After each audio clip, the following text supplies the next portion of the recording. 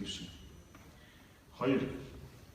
Монгол Ардын намын баг хурлын 294 гишүүнд саналын хуудас олгож саналыг нууцаар хураав.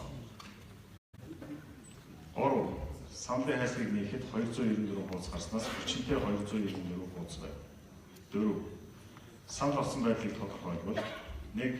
Ухлагийн хөлсөг 188 сан буюу 63.9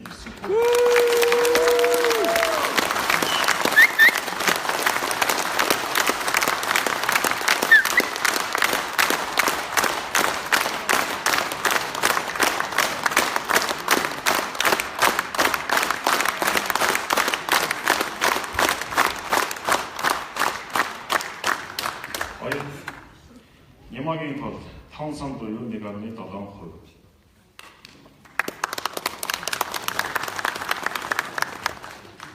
3. Үндсэн сайхны инх дэвшин 101 сан буюу 34.4%.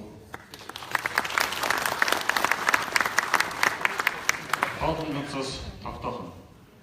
Тоолгын дүнг үндэслэн олонхын санал авсан ухнагийн хөрсөх таныг Монгол Улсын ерөнхий сайдын нэр дэвшин зүгээр. Дарга нарийн гишгэн.